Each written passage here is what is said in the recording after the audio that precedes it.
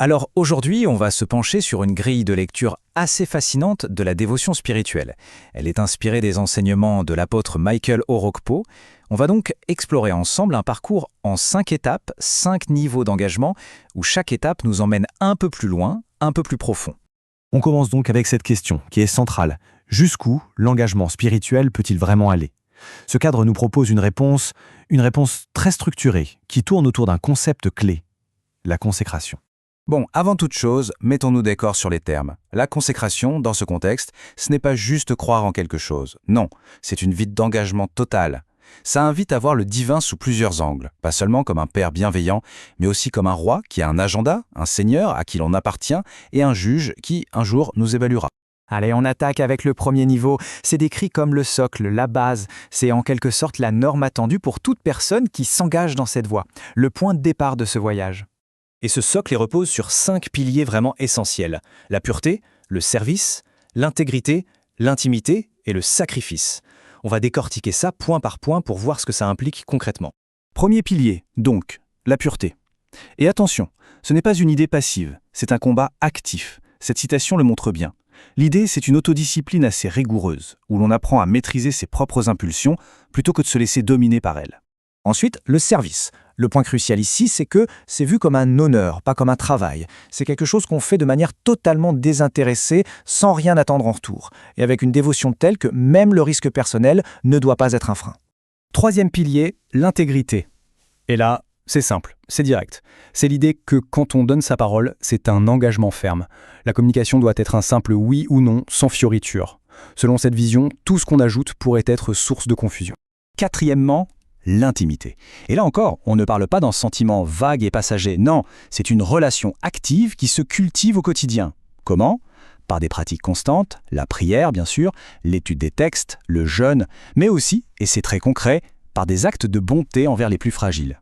Et pour finir ce premier niveau, on a le sacrifice. C'est un concept qui a 2 facettes. D'un côté, un engagement de son propre corps se présenter comme un sacrifice vivant, de l'autre, un engagement matériel, c'est-à-dire être prêt à renoncer à ses biens pour une cause qui nous dépasse. Bon, on a posé les bases. Maintenant, on monte d'un cran. On passe au niveau 2, celui de l'intendant. Et là, il y a un changement majeur. On ne parle plus seulement de loyauté, mais de compétence, de la capacité à gérer efficacement ce qui nous a été confié. Cette comparaison l'illustre parfaitement. Au niveau 1, le croyant, tout est centré sur la loyauté. Au niveau 2, l'intendant, l'accent se déplace sur la compétence. On passe de la simple dévotion à la démonstration d'une gestion vraiment responsable. Ok, mais gérer quoi au juste? Eh bien, voilà les 5 domaines clés. Le temps, pour ne pas le gaspiller, le corps, en termes de santé et de morale, les finances et les ressources, pour les utiliser sagement, les talents et les dons, pour qu'ils servent les autres, et enfin, l'esprit et l'influence, pour avoir un impact positif. Et cette question de l'évangile de Luc, elle est vraiment au cœur de ce niveau. L'idée, c'est que la manière dont on gère les choses terrestres, comme l'argent par exemple, est vue comme un test de maturité. C'est une étape indispensable avant de pouvoir se voir confier les richesses véritables, les richesses spirituelles. Attention, là on entre dans une autre dimension. Les 3 derniers niveaux. Ils forment une sorte de montée en puissance vers un abandon de soi de plus en plus total. C'est un voyage où l'individu s'efface peu à peu au profit de quelque chose de plus grand. Niveau 3, la consécration sacerdotale. Là, c'est un vrai tournant. À ce stade, toute ambition personnelle est mise de côté.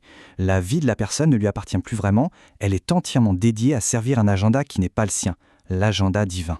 On continue de monter. Niveau 4, la consécration naziréenne. Le mot naziréen signifierait vendu ou séparé. Il s'agit d'une personne qui a prouvé sa dévotion au point d'être considérée comme un atout, prête à recevoir des missions spécifiques et à renoncer à certains plaisirs, même légitimes, si ça sert la cause.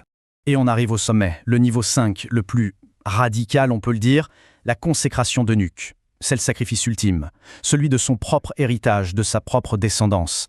Ça représente un renoncement total à sa propre continuation, pour se consacrer entièrement, exclusivement, à la mission divine. Alors, quand on voit une telle escalade dans l'engagement, on peut se poser la question, mais comment c'est possible? Est-ce que c'est juste le fruit d'une volonté humaine hors du commun? Eh bien, la source suggère que non. Le moteur de tout ça viendrait d'ailleurs.